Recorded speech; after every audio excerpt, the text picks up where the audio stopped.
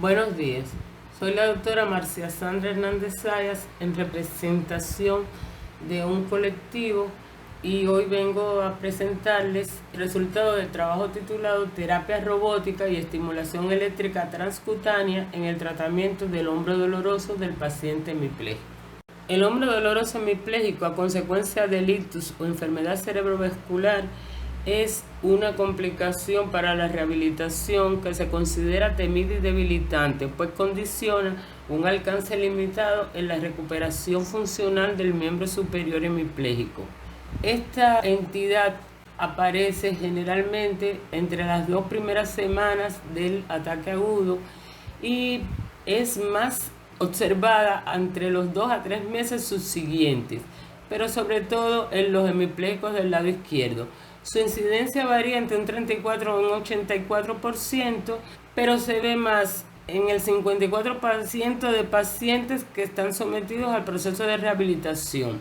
Esta condición que cursa con mucho dolor, limitación para las actividades de la vida diaria y limitación en la participación de los programas específicos de neurorehabilitación determina un peor resultado en la recuperación funcional de la extremidad. El desarrollo de la neurorehabilitación producto de la incidencia y prevalencia de la enfermedad cerebrovascular en el mundo ha condicionado la aparición de nuevas tecnologías como la terapia robótica. Dentro de ella, los exoesqueletos mecánicos, considerados mecanismos estructurales externos, cuyos segmentos y articulaciones se van a corresponder con las del cuerpo humano y además son capaces de coordinar y amplificar los movimientos. La investigación va a ser producto del trabajo inter y multidisciplinario entre el Hospital General Dr. Juan Bruno Zayas Alfonso y la Universidad de Oriente como parte del Programa Nacional de Automática y Robótica. Establecimos como objetivo la evaluación de la efectividad de la terapia robótica en los pacientes con síndrome del hombro doloroso post-ictus. Nuestro universo estuvo conformado por aquellos pacientes sobrevivientes a ictus específicamente isquémicos que tuvieron lesión correspondiente al territorio irrigado por la arteria cerebral media y que tuvieron además un diagnóstico de hombro doloroso hemipléjico tanto en etapas flácidas como espásticas que cumplieran los criterios de selección. El lugar donde se realizó la investigación fue en el Departamento de Medicina Física y Rehabilitación del Hospital General Juan Bruno Zayas Alfonso en Santiago de Cuba y la muestra estuvo constituida por 16 pacientes. El estudio piloto fue un estudio cuasi experimental donde se establecieron 2 grupos de tratamientos que la incorporación de los pacientes incluidos fue de una manera aleatoria y homogénea, donde cada grupo estuvo constituido por 8 pacientes. El grupo experimental con terapia robótica que recibieron 3 meses de tratamiento, 1 hora por día y 5 sesiones semanales.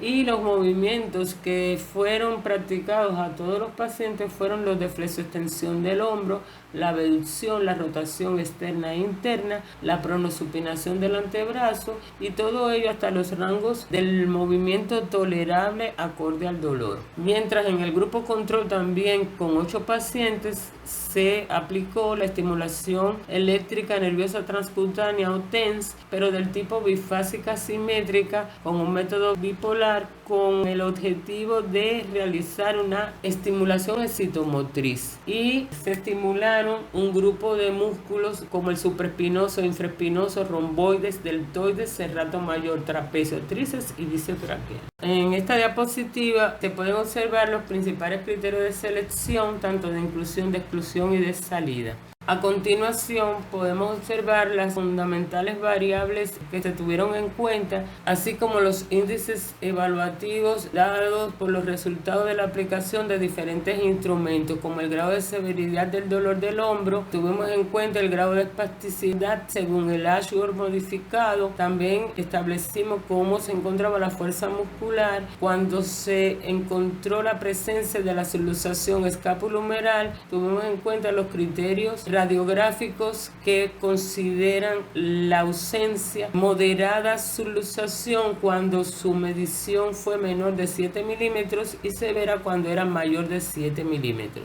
También establecimos la funcionalidad del movimiento articular activo. y hubo dos categorías definidas. Las no funcionales, cuando en el hombro se estableció una flexión activa menor de 90 grados con una abducción también menor de 75 grados. Mientras lo funcional se consideró cuando la flexión activa fue igual o mayor a 90 grados y igual o mayor a 75 grados de abducción activa. Por otro lado, se tuvo en cuenta el grado de satisfacción, donde se definió la percepción que el paciente tuvo acorde a su grado de mejoría y aceptación del dispositivo esquelético, pero este instrumento se aplicó en los dos grupos. También consideramos una respuesta terapéutica global satisfactoria o no satisfactoria. En la tabla 1 se reflejan los principales índices evaluativos de los pacientes que recibieron la terapia robótica, donde entre las 20 a 30 sesiones se anuló el dolor y las limitaciones de movilidad en todos los sujetos. También se incrementó la fuerza muscular, excluyendo al paciente R5 que no sufrió evolutivamente modificaciones en los valores de la fuerza muscular, y esto fue asociado a su cronicidad, es decir, por encima de los 14 meses, y que tuvo una subluxación severa.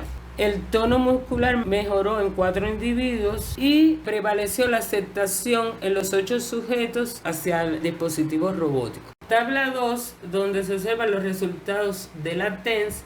Finalizaron sin dolor 4 pacientes.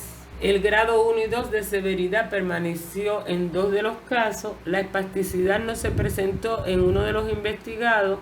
De 5 individuos admitidos con grado discreto, 3 disminuyeron el tono en 1 grado y otro no sufrió cambios. De los 3 casos restantes, 2 desarrollaron o mantuvieron espasticidad significativa, es decir, grado 3. La tabla 3 muestra un resumen estadístico de ambos grupos entre la admisión y el final del tratamiento, y que arroja que en ambos grupos las diferencias estadísticas en términos de severidad del dolor, el tono muscular y la espasticidad. En la tabla 4 presentamos un resumen de cómo se comportó el ROM o rango de amplitud articular óptimo previo al estudio y con posterioridad al término de la terapia. Se incluye aquí la significación estadística del cambio hacia el interior de los grupos y entre ambos grupos. A continuación le siguen 2 figuras, la figura 1 y 2, donde se evidenció un incremento sostenido y significativo de los rangos óptimos funcionales conseguidos con el robot, alcanzando valores en la escala de Ashworth igual a 2.